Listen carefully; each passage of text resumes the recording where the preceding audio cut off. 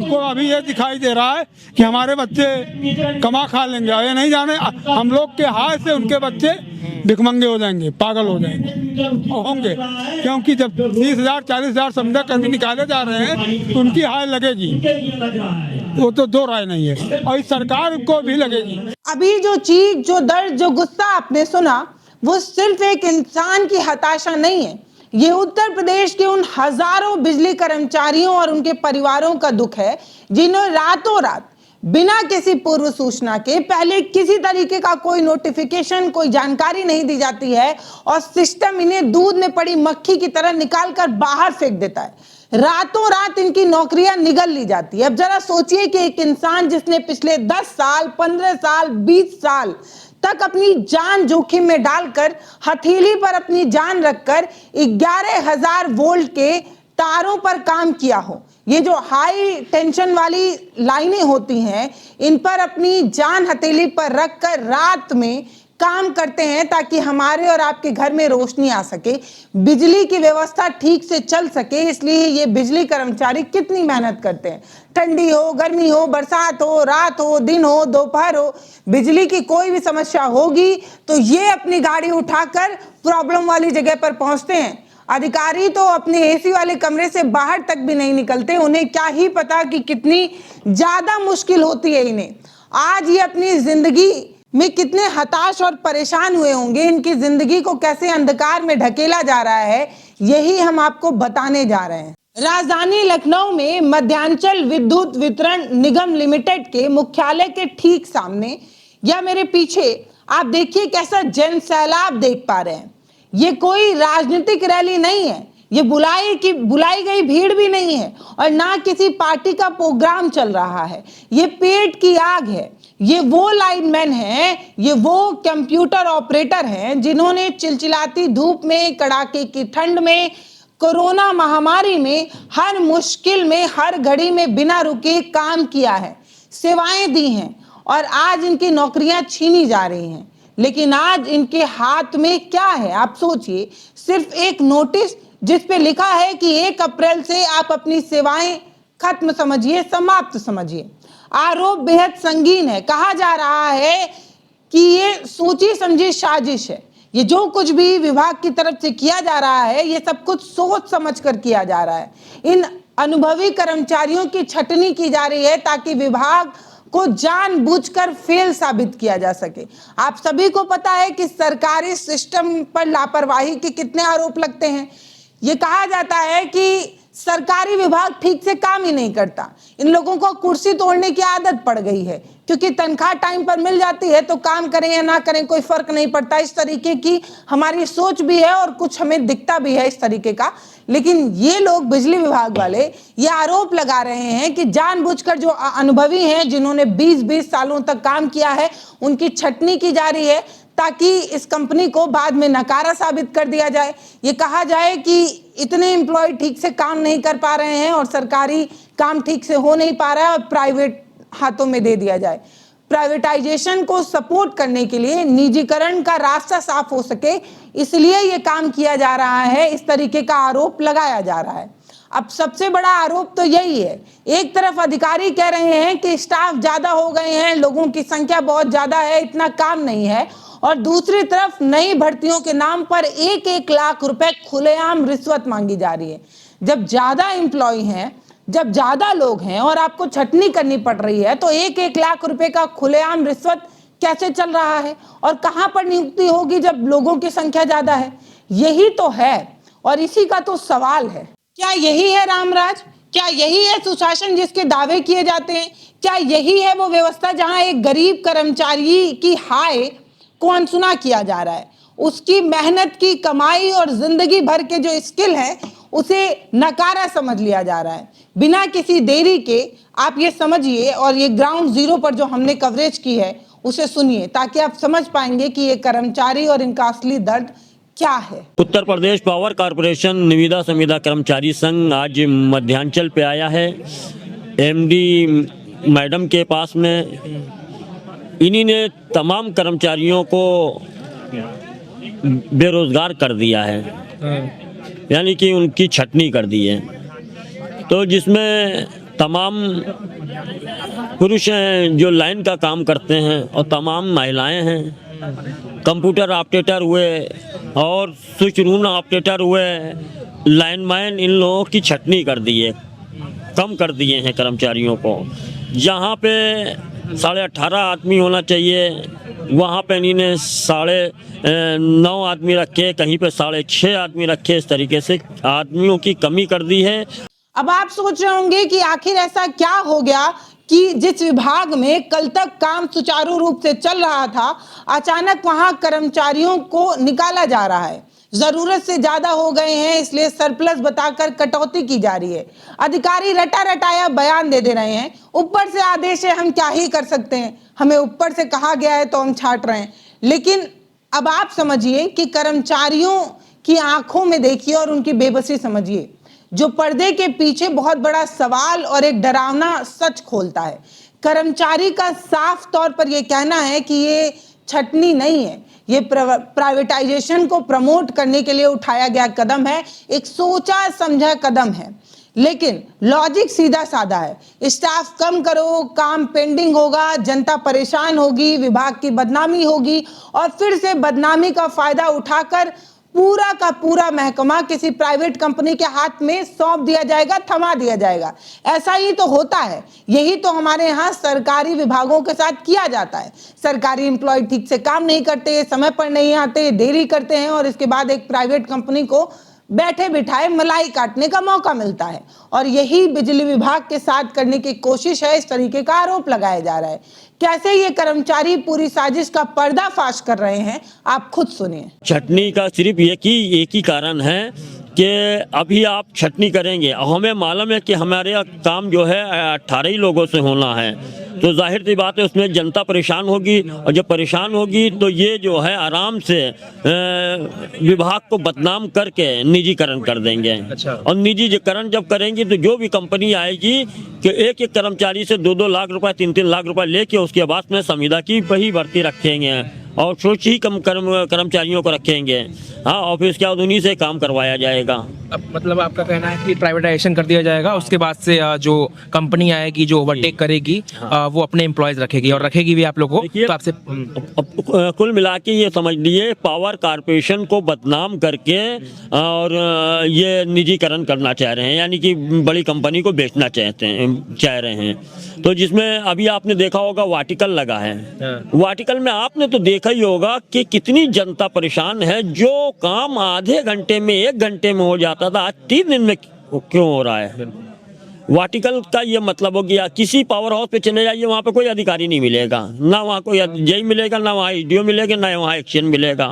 फिर यही होगा कि 19-12 जाइए, 19-12 आइए तो जनता देखिए रोड तलक की खड़ी हुई है और चिल्ला रही है और परेशान हो रही है कि हमारे ये मट्टी रखी है, हमारे यहाँ लाइट नहीं है, हमारा बच्चा परेशान है, तबीयत खराब है, हमारे यहाँ लाइट नहीं है, हमारे यहाँ शादी है, हमारे यहाँ लाइट नहीं है। जनता परेशान हो रही है, ये जनता को परेशान कर रहे हैं और उसके बाद में प्लस कर्मचारियों को कम कर रहे हैं।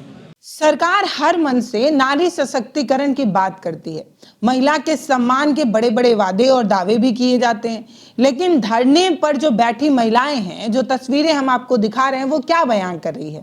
मेरे चारों तरफ देखिए, इस भीड़ में दर्जनों महिलाएं आपको नजर आ रही होंगी।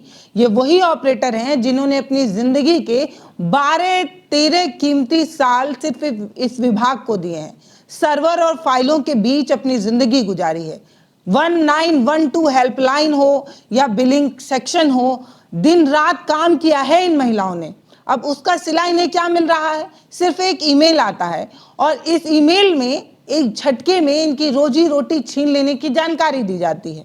अब आप इन महिलाओं की बातें सुनिए इनके आंसू और इनके आंसू को महसूस करिए कि सिस्टम से ठगे जाने का ये जो आक्रोश दिख रहा है, ये क्यों है और क्यों है, ये सुनना जरूरी है। इन महिला कर्मचारी की रुला देने वाली दास्तां आपको सुननी चाहिए, सुनिए। हम लोग जो है 13 सालों से कार्यरत हैं, कोई 12 साल से है, कोई 15 साल से है। सर 13 साल विभाग में देने के बाद इस तरह से हम लोग की छटनी कर रहे हैं। कह रहे हैं कि जो है बीओडी का हवाला देते हुए, बोर्ड ऑफ डायरेक्टर का हवाला देते हुए कि अब मुझे इतने लोगों की ज़रूरत नहीं है। मुझे जो है टोटल 56 कंप्यूटर ऑपरेटर हैं, उसमें हमें जो है 30 वैसे रखने हैं, अब इतने लोगों की ज़रूरत नहीं है हमको। बताइए सर, हम लोगों ने इतने साल अपने विभाग को दिया, इतनी मेहनत किया है, अब इस समय जो है दूध की मक्खी तरह निकाल हम लोगों को फेंक दिया है।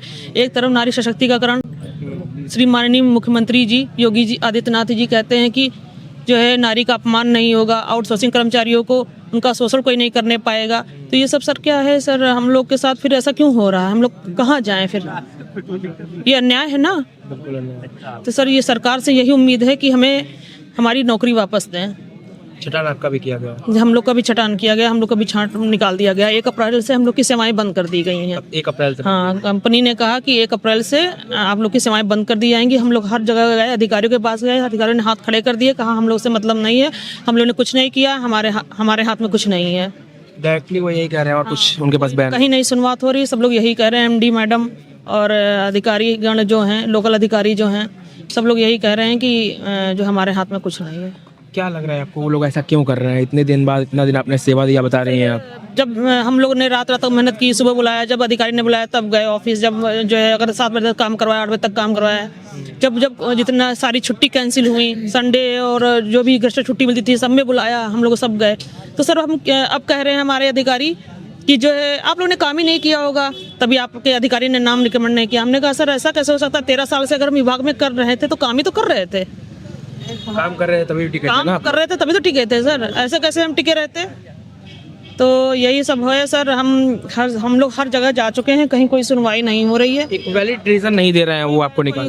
कोई वैलिड रीजन नहीं दे रहे हैं। बस ये बता रहे हैं कि हमारे पास उतने कर्मचारी हैं जितने चाहिए। हाँ, लेकिन कर्मचारी हैं, भी कर्मचारी ये हैं अगर, तो जो 10 साल 12 साल 15 साल 18 साल 17 साल 14 साल वो हैं, उनको रखिए पहले आप। जो अब 6 महीने पहले आपने ज्वाइन करवा लिया, जिनको कुछ नहीं आता है ना, साल भर पहले आपने ज्वाइन करवा लिया, उनको रखे हुए हैं आप। और जो इतने साल पुराने कर्मचारी हैं, जो मतलब एक्सपीरियंस होल्डर हैं, जिनको एक्सपीरियंस है काम का, उनको आपने हटा दिया है। तो सर कर्मचारी और अपने तरीके से, मनमाने तरीके से रख रहे हैं।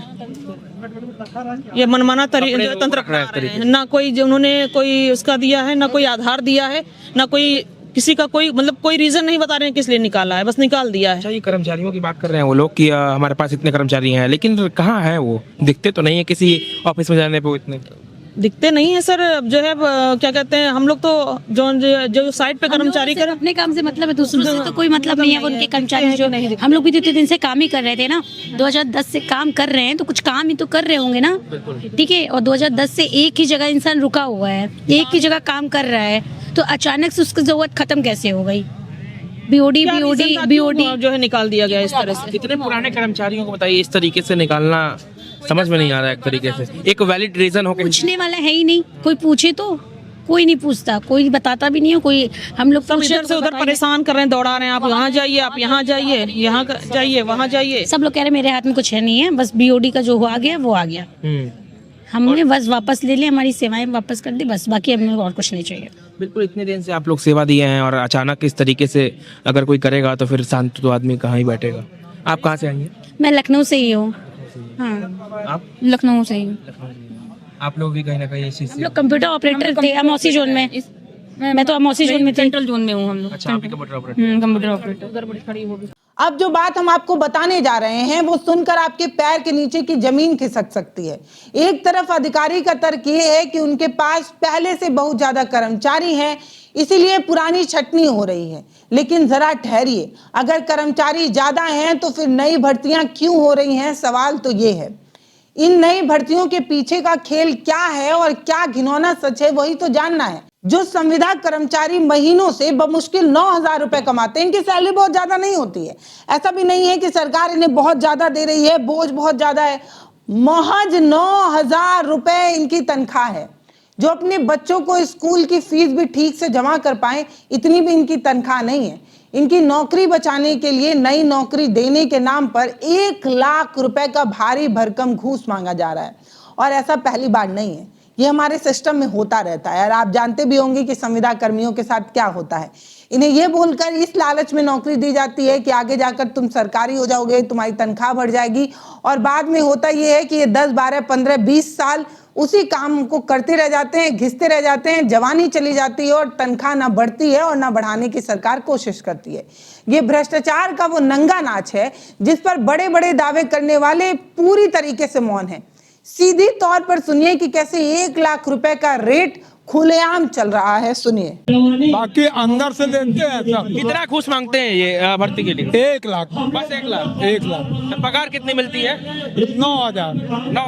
9,000 पगार के लिए लोग 1 लाख रुपए दे भी रहे हैं। हाँ, क्या करे भाई, जो भी नहीं रख के रहे हैं 1-1 लाख दे के रख रहे हैं। तो आप क्यों नहीं दे दिए 1 लाख?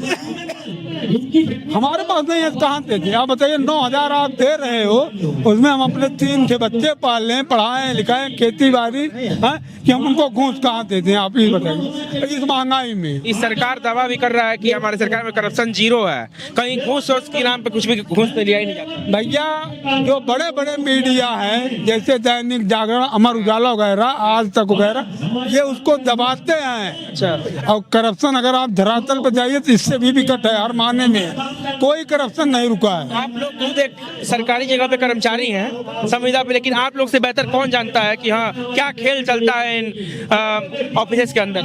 हमारे जो सारे लोग जानते हैं, लेकिन वो मजबूर हैं इसलिए कि यहाँ MD साहिबा बता देंगी कि इतने लोग को छांटो, जिसका नाम दे दिया जाएगा उसको निकालो, बस। ये कोई अचानक भड़की हुई आग नहीं है, ये वो लावा है जो सालों से धधक रहा था, सालों से सुलग रहा था और अब फूट पड़ा है। अगर आपको इतिहास के पन्ने पलट कर बताएं तो आप पाएंगे कि संविदा कर्मचारियों के साथ ये जो सौतेला व्यवहार है ये लंबे समय से चल रहा है, काफी लंबे समय से इन्हें चला जा रहा है। 2017 में जो आदेश खुद पावर कॉर्पोरेशन ने बनाया था, आज उसी की धज्जियां उड़ाई जा रही है। वर्टिकल व्यवस्था के नाम पर एक ऐसा मकड़ा जाल बुना गया जिसमें सिर्फ गरीब कर्मचारियों को ही फंसाया गया। 55 साल की उम्र का मनमाना हवाला देकर बिना किसी मेडिकल या जो परफॉर्मेंस रिव्यू होता है, वो बिना किसी परफॉर्मेंस रिव्यू के 10,000 से ज्यादा लोगों को बाहर कर दिया गया। ना कोई मानक समिति की रिपोर्ट आई, ना कोई अधिकारी सर्वे हुआ, ना किसी आधिकारिक जानकारी के, बस नौकरी से निकाल दिया गया।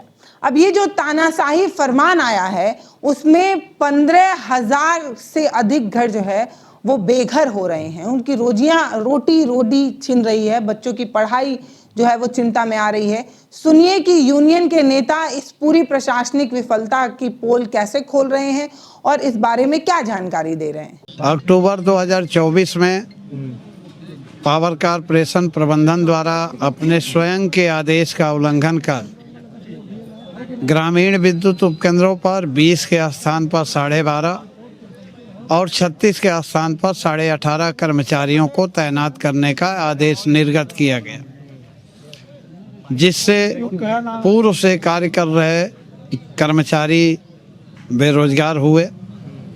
15,000 कर्मचारियों की छटनी कर दी गई और लगभग 10,000 कर्मचारियों को 55 वर्ष का हवाला देकर कार्य से हटा दिया गया। इन सब चीज़ों को लेकर के संगठन द्वारा 20 मई 2025 से 72 घंटे का कार्य बहिष्कार किया गया था। 23 मई 2025 को अध्यक्ष पावर कॉर्पोरेशन की अध्यक्षता में पावर कॉर्पोरेशन प्रबंधन और संगठन पदाधिकारियों के बीच बैठक वार्ता हुई। उस बैठक वार्ता में मानक निर्धारित करने हेतु मानक समिति का गठन हुआ। मानक समिति की रिपोर्ट अभी तक आई नहीं है, लगभग 10 महीने से ज़्यादा समय हो गया और मानक समिति की रिपोर्ट आने से पहले ही मध्यांचल में फिर से छटनी शुरू कर दी गई है वर्टिकल व्यवस्था के नाम पर। अभी आप देखे होंगे लखनऊ के गोमती नगर जोन से 119, जानकीपुरम जोन से 69, मध्य जोन से 71, अमौसी जोन से 25 और लखनऊ के सभी जोनों से 56 कंप्यूटर ऑपरेटरों को कार्य से हटाया जा रहा है। जब हमने इस धरने की ग्राउंड रिपोर्टिंग की तो हमें सबसे ज्यादा चुभने वाली बात पता है क्या लगी? वो ये थी कि जब रात के 2 बजे बारिश होती है, तूफान आता है, हमारे इलाके का ट्रांसफार्मर फूट जाता है, तब अधिकारी अपने एसी कमरे से बाहर नहीं निकलते, उन्हें फर्क तक नहीं पड़ता, उन्हें पता भी नहीं होता है कि कौन से इलाके की लाइट फूक गई है, कौन सा ट्रांसफार्मर नहीं है या नहीं काम कर रहा, इन्हें जानकारी भी नहीं होती है। ये वही संविदा कर्मचारी होते हैं, ये वही लाइनमैन होते हैं जो अपनी जान जोखिम में डालकर हमारे फॉल्ट को ठीक करने आते हैं। आपने देखा होगा कि जब ये किसी पोल पर खड़े होते हैं तो इनके लिए जो सेफ्टी गार्ड्स वगैरह बनाए जाते हैं, जो बूट्स वगैरह इन्हें देनी चाहिए, कुछ भी इन्हें नहीं मिलता। एक बांस की सीढ़ी होती है, वो भी विभाग की तरफ से होती है या नहीं ये पता नहीं, और चप्पल पहनकर ये उस पोल पर चल जाते हैं, और कई बार इसी तरीके की लापरवाही की वजह से जाने भी गई हैं। लेकिन अफसोस कि आज इन्हीं संविदा कर्मचारियों को निकालने की बात की जा रही है। 9,000 रुपए की मामूली सैलरी और बिना किसी सेफ्टी गियर के ये लोग दिन रात मौत से खेलते हैं। आज जब इनके हक की बात आई है तो सब पल्ला झाड़ने में लगे हुए हैं। एक सम्मानजनक सैलरी तो सर आपसे दी नहीं गई, एक अच्छी सैलरी आप दे नहीं पाए, और विभाग अब इन्हें बाहर का रास्ता दिखा रहा है, कह रहा है आपका बस बहुत हुआ, अब आप जाइए, दूसरे को सेवा का मौका दीजिए। क्यों? क्योंकि ये बूढ़े हो गए हैं। क्यों? क्योंकि ये 20-20 साल तक एक काम कर चुके हैं। एक काम को जब बहुत दिन तक आदमी कर लेता है तो कुछ लोगों के हिसाब से वो परफेक्ट हो जाता है और कुछ लोगों के हिसाब से वो उब जाता है उस काम से। तो बिजली विभाग का ये मानना है कि ये लोग अब काम के बच्चे नहीं है, इसलिए इनको हटाओ, नए लोगों को ले आओ। सोचिए अगर 15-20 सालों की वफादारी का यही सिला हो तो भविष्य में कोई इस सिस्टम पर भरोसा करेगा। ये सिर्फ 15,000 कर्मचारियों की नौकरी का सवाल नहीं है, ये उन 15,000 परिवारों के चूल्हे का, उनके बच्चों के भविष्य का सवाल है। अगर इन कर्मचारियों को, जो असली पावर हाउस है, इन्हें ऐसे ही बेदखल किया जाता रहा तो याद रखिएगा, लाइनें दौड़ सकती हैं, लाइनें होंगी, खंबे होंगे, लेकिन बिजली नहीं हो पाएगी। ये जो आक्रोश है, ये जो गुस्सा है, ये जो नाराजगी है, ये पूरे सिस्टम को हिलाने तक की ताकत रखता है। आप समझिए कि इनके साथ सिर्फ सौतेला व्यवहार नहीं है तो और क्या है, आप बताइए। हम ग्राउंड जीरो पर हैं, सच्चाई दिखाने की कोशिश कर रहे हैं। अब फैसला आपको करना है। वीडियो को ज्यादा से ज्यादा शेयर करके आप ये जो लूट मची है उसे हुक्मरानों तक पहुंचाना पसंद करेंगे या आप भी चद्दर तानकर सोना पसंद करेंगे? फैसला आपको करना है, आप करिए। फिलहाल नमस्ते, मैं पल्लवी हूं, आप भारत एक नई सोच देख रहे हैं। बहुत धन्यवाद।